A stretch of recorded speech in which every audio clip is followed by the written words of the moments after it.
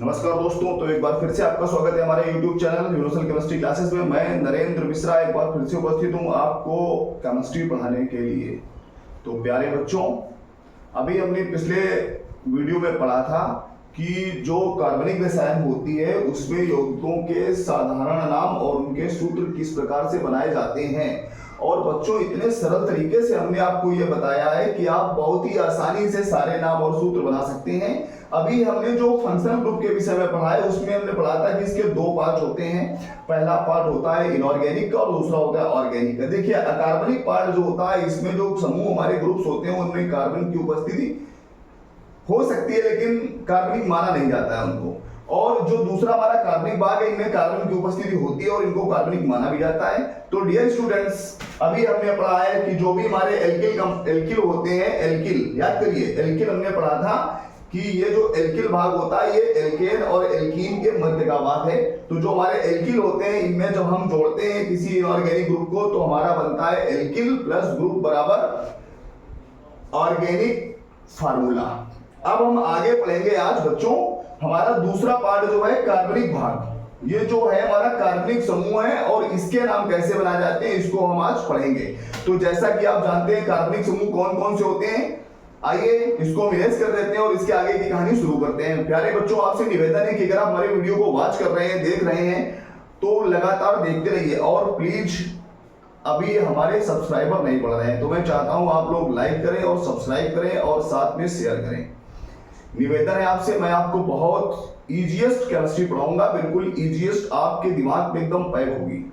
और गारंटी लेता हूं मैं बच्चों 100% आपका क्वेश्चन पेपर पढ़ा हुआ आएगा इंटरमीडिएट का और साथ में आप आईआईटी, जेईई और नीट की भी तैयारी बहुत अच्छी कर सकते हैं हमारे साथ। तो प्लीज लाइक करिए, सब्सक्राइब करिए और शेयर करिए मेरे चैनल को। तो अब हम शुरू करेंगे कि जो एल्किल ग्रुप होता है जब उसको कार्बनिक समूह कार्बनिक ग्रुप के साथ जोड़ा जाता है तो उनका नाम कैसे बनाते हैं। आइए शुरू करते हैं, जरा इरेज कर देते हैं बच्चों।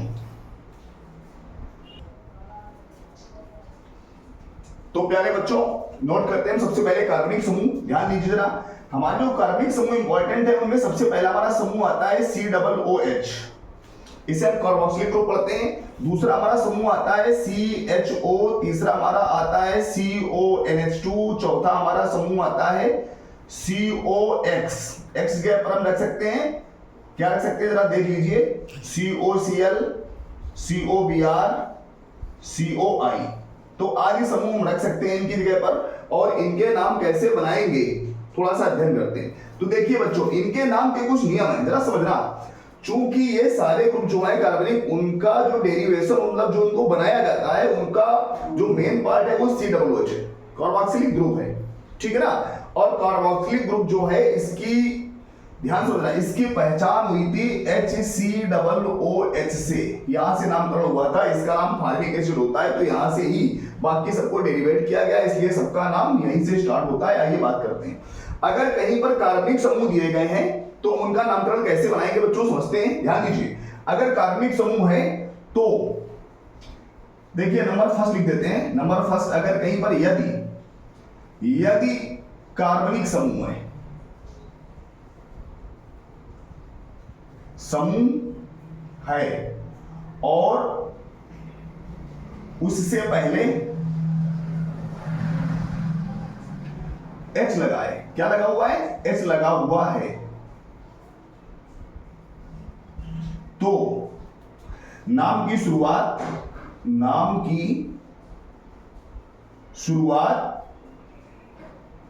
फार्म से करते हैं।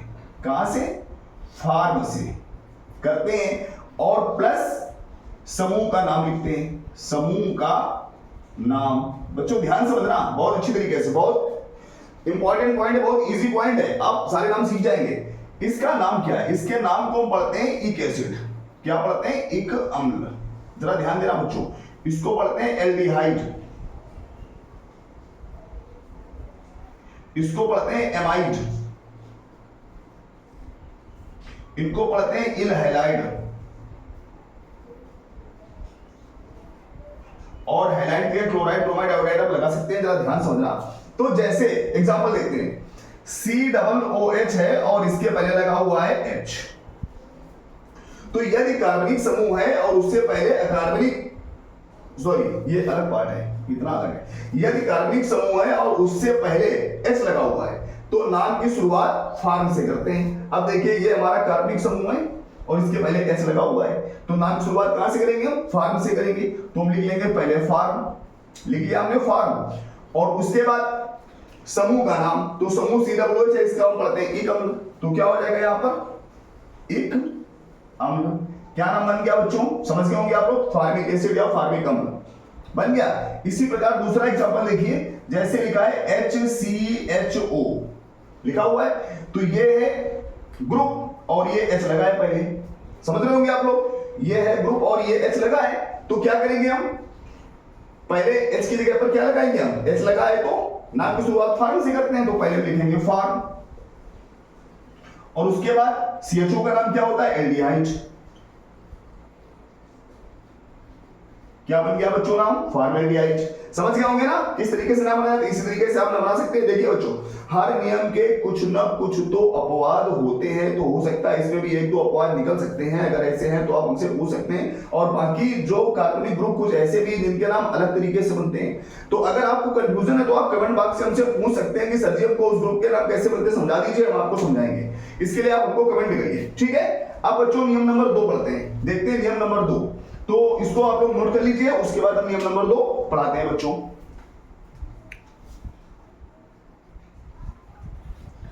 तो डियर स्टूडेंट्स, उम्मीद करते हैं आपने इसको नोट कर लिया होगा। अब आइए हम इसका पढ़ते हैं सेकेंड रूल। तो सेकेंड रूल क्या है, जरा उस पर भी ध्यान देते हैं, बहुत ही इजी वो भी है। क्या होता है सेकेंड रूल? जरा देखिए, यहाँ पर हम 2 स्टार बना देते हैं ताकि आप समझ सकें ये सेकेंड रूल है। क्या होता है सेकेंड रूल? यदि कार्बनिक समूह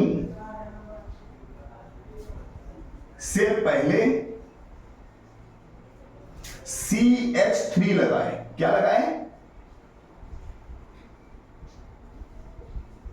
तो क्या करेंगे? तो नाम की शुरुआत कहां से करते हैं? एसेट से करते हैं, और प्लस समूह का नाम लिखते हैं। ध्यान दीजिए बच्चों, अच्छी तरीके से समझना। पहला हमारा ग्रुप क्या है? COOH, और इसके पहले क्या लगा हुआ है? यदि कार्बनिक समूह से पहले CH3 लगा हुआ है, CH3 लगा हुआ है, समझ गए होंगे इसका नाम क्या बनेगा? तो नाम की शुरुआत कहां से करते हैं? एसिड से, तो पहले हम एसिड लिख लेंगे, और उसके बाद COOH का नाम, तो समूह का नाम क्या है? इक एसिड। क्या बन गया बच्चों? Acetic acid. CH3 सिरोलिक एसिटिक एसिड। क्लास 9th में आपने इसका नाम और सूत्र याद, सॉरी क्लास 10th में आपने इसका नाम और सूत्र याद किया होगा। ये वही एसिटिक एसिड है जिसको IUPAC में एथेनोइक एसिड कहते हैं। दूसरा एग्जांपल लेते हैं, जैसे लिखा है CHO और इसके पहले लगा हुआ है CH3, तो इसका नाम क्या बनेगा? समझ गए होंगे आप लोग क्या बनेगा बच्चों? हाँ, जो आप समझ रहे हैं वही बनेगा, बनाइए। CH3 लगाया ना, तो पहले क्या लिखेंगे हम? एसिड, और उसके बाद CHO को क्या पढ़ते हैं? एल्डिहाइड। क्या बन गया बच्चों? एसेटल्डिहाइड। समझ गए ना? इसी प्रकार बन जाएगा acetamide, formamide, acetyl halide, formyl halide, formyl chloride, formyl bromide, formyl iodide, acetyl chloride, acetyl bromide, acetyl iodide. इस प्रकार से बन जाएंगे, आप बना सकते हैं।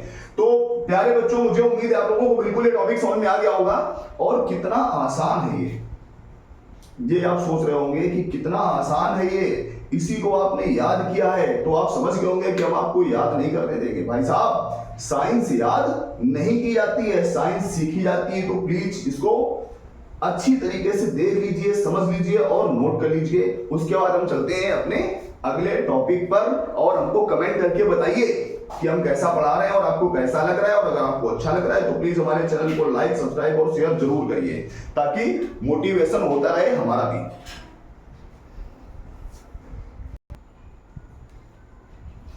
तो डियर स्टूडेंट्स, आपने समझ लिया होगा किस तरीके से इनके नामकरण किए जाते हैं। उसके बाद बात करते हैं, हमारे पास एक ग्रुप होता है और उसको हम पढ़ते हैं HCOO नेगेटिव। ये हमारा जो ग्रुप है इसको हम पढ़ते हैं फॉर्मेट। क्या पढ़ते हैं? फॉर्मेट। ध्यान देना, ये एस्टर ग्रुप है।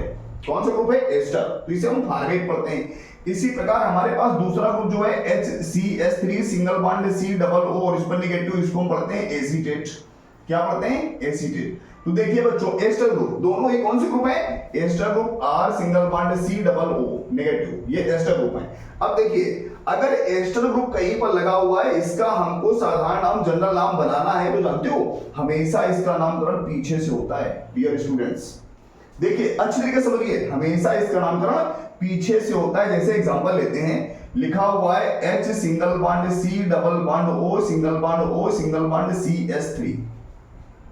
देखिए बच्चों, इसको आप CH3 C डबल OH नहीं पढ़ सकते।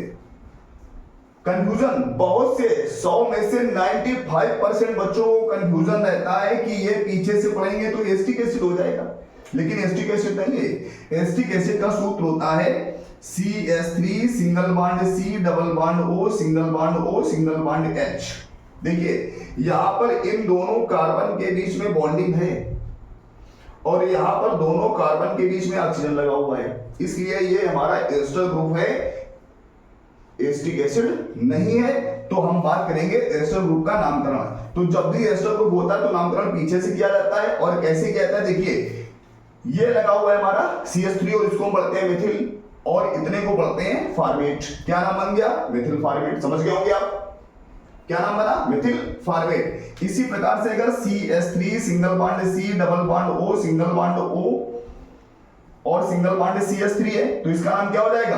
देखो ये हमारा इतना और ये इतना, नामकरण पीछे से होगा, तो CH3 का नाम मिथिल और CH3 C डबल O को क्या पढ़ते हैं? एसीटेट। क्या नाम हो गया? मिथिल एसीटेट। समझ रहे होंगे आप लोग। इसी प्रकार से अगर लिखा हो CH3 single bond C double bond O single bond O single bond C2H5, ये बहुत जाना पहचाना नाम है और ये बहुत ही आपको रिएक्शन में मिलता है डियर स्टूडेंट्स। तो ध्यान देना, अच्छे तरीके से समझिए। C2H5 नामकरण कहां से करेंगे? पीछे से। C2H5 को पढ़ते हैं एथिल और इतने को पढ़ते हैं एसीटेट। क्या नाम हुआ? Ethyl acetate. समझ गए होंगे आप एस्टर का नामकरण कैसे किया जाता है, समझ गए। इसके बाद हमारा जो अगला टॉपिक आता है बच्चों, वो आता है हमारा R single bond O single bond R means ether का। किसका आता है? ईथर का। तो हम ईथर का भी जनरल नाम बनाने सीखेंगे। देखिए IUPAC तो हमने इनकी सबकी पढ़ी हुई है। अगर आपको IUPAC नहीं आई तो प्लीज मेरी रिक्वेस्ट है आपसे, दोबारा फिर से आप सारे वीडियो देखिए कार्बनिक रसायन के, वहां पर आपको IUPAC मिलेगी, हमने कई बार डाले हुए हैं, उनको पढ़िए। देखिए बच्चों, डियर स्टूडेंट्स, अगर आप क्लास 12th में हैं और आपको ये सब नहीं आता है तो आप मान लीजिए आप रिएक्शन रट्टा मारेंगे, कोई दूसरा विकल्प ही नहीं आपके पास। आप कम से कम 10-10, 15-15 बार रिएक्शन को लिखेंगे, याद करेंगे, उनके नाम याद करेंगे। इसलिए आपको मैं सजेशन देता हूं, बहुत प्यारा सजेशन है मेरा, कि अगर आप चाहते हैं कि आपको कक्षा 12 की केमिस्ट्री रटनी ना पड़े, रिएक्शन बनाना सीखें, तो आप इनको सबको देखिए और पढ़िए, हमारे वीडियो में इनको देखिए, तभी आप क्लास 12 की केमिस्ट्री समझ पाएंगे। अभी स्टार्टिंग है भाई साहब, अभी जुलाई चल रही है, स्टार्टिंग है भाई साहब, अभी आपके पास लगभग 6-7 महीने का समय बाकी है, तो आप कर सकते हैं, बहुत अच्छी तरीके से सीख सकते हैं। हम आपको पूरी केमिस्ट्री पढ़ाएंगे, प्लीज देखते रहिए और जुड़े रहिए हमसे। तो बात करते हैं जब ROR ईथर की, तो इसका नामकरण जनरल कैसे किया जाता है? देखिए बच्चों एग्जांपल लगते हैं, CH3 single bond O single bond CH3। अब देखिए इसमें दोनों तरफ ऑक्सीजन के समान कार्बन है। जब समान कार्बन होते हैं तो हम क्या करते हैं? वहां डाई लगाते हैं। क्या लगाते हैं? डाई। अब एक को हम क्या पढ़ेंगे? मिथिल। इधर भी मिथिल और इधर भी मिथिल, तो क्या हो गया? डाई मिथिल, बीच में ईथर। क्या नाम हुआ बच्चों? Dimethyl ether. इसी प्रकार से अगर लगाए C2H5 single bond O single bond C2H5, समझ गए नाम आप इसका? क्या बनेगा? बिल्कुल जो आप सोच रहे हो वही नाम बनेगा, die ethyl ether. Very good, समझ रहे हैं ना आप लोग। अब इसके बाद देखिए, कभी कभी हमको मिल जाता है C2H5 single bond O single bond CH3। अब इसमें क्या है? दोनों तरफ कार्बन समान नहीं है, ठीक है ना, ये हमारा सिमेट्रिकल नहीं है, ये नॉन सिमेट्रिकल है, ये सिमेट्रिकल है। सिमेट्रिकल का मतलब जब दोनों समान हो तो सिमेट्रिकल, और अगर दोनों असमान हो तो भी नॉन सिमेट्रिकल हो जाता है। तो इस कंडीशन में क्या करते हैं, हम पहले कम कार्बन संख्या का नाम बोलते हैं, फिर अधिक कार्बन संख्या का नाम बोलते हैं, फिर ईथर लिखते हैं। तो क्या नाम बना इसका? Methyl ethyl ether. समझ गए आप लोग कैसे बनाएंगे? तो प्यारे बच्चों, उम्मीद है आपको बिल्कुल समझ में आ रहा होगा। तो प्लीज इसको फिर से एक बार नोट कर लीजिए, फिर आगे हम बढ़ते हैं इसके बाद। तो dear students, whatever we have studied in previous topics, as we think that you all are considering very better, so please I am requesting to you, please watch my all video for better learning. I am requesting you again and again, please like my channel, subscribe my channel and share it to your those friends who are not studying with us. Please and please. तो बात करेंगे अब we will study next topic. अब हम अगला topic पढ़ेंगे dear students. हम पढ़ रहे हैं we are studying organic chemistry. हम ऑर्गेनिक केमिस्ट्री के ऐसे भाग पढ़ रहे हैं जिससे हमारे लिए केमिकल रिएक्शन बनाना आसान हो जाए। We are studying those topics by which we can make easily reactions on white board or on your notebook. It is very easy to prepare reactions. There is no need of learning reactions. If you are learning रट्टा मार रहे हैं, no, that's not way of studying. I am requesting to you, please continue watch my channel. Okay तो हम बात करेंगे अगले topic पर कि हम ऑर्गेनिक केमिस्ट्री की रिएक्शन कैसे आसानी से बनाएं। तो आसानी से बनाने के लिए जुड़े रहिए प्लीज हमारे साथ हमारे चैनल पर। मैं नरेंद्र मिश्रा फिर से आपका स्वागत करूंगा अगले वीडियो में। ओके धन्यवाद।